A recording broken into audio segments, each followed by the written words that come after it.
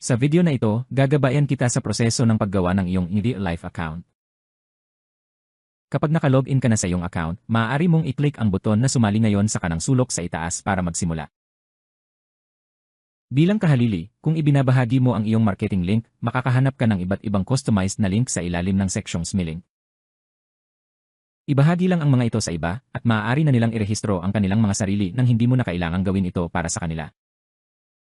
Kapag minag-click sa link mo, makakakita sila ng buton na Join Now o Start na direktang magdadala sa kanila sa pahina ng pagpaparehistro. Bago gumawa ng account, pakitandaan na mayroong taunang bayad na $99 na nagbibigay sa iyo ng karapatang makipagnegosyo sa kumpanya. Kapag nagpatuloy ka na, pipiliin mo ang pakete na pinakaangkop sa iyong mga pangangailangan.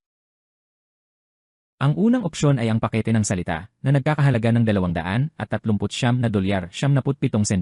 humigit kumulang $240.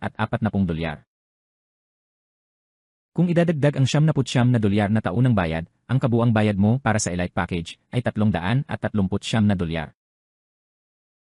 Kung gusto mong idagdag ang pakete ng Turbo, lagyan lang ng check ang kahon. Magdaragdag ito ng karagdagang $249.77, humigit kumulang $250 sa iyong kabuuan.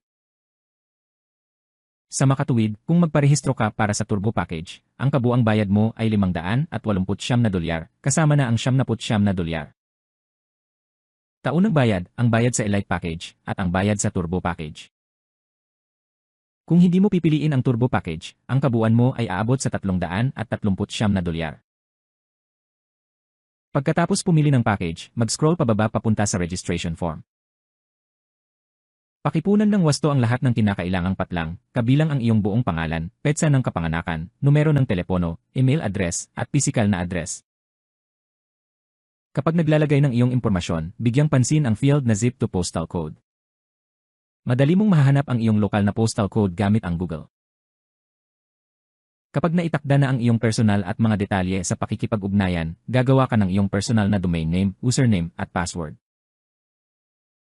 Ang iyong personal na domain ay nasa format na dir.com/@username.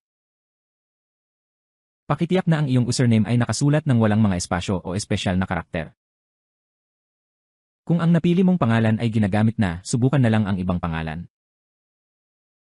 Susunod, magpapatuloy ka sa seksyon ng pagbabayad. May tatlong paraan ng pagbabayad na magagamit, Visa Card, Token, o Cryptocurrency. Sa gabay na ito, ipapakita ko sa iyo kung paano magbayad gamit ang Visa Card.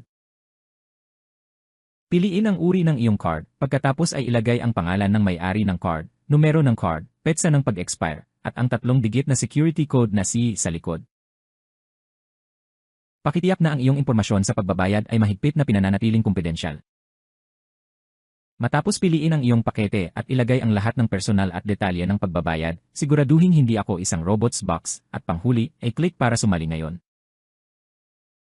Kapag nakumpleto mo na ang hakbang sa verifikasyon, matagumpay na maa-activate ang iyong real-life account.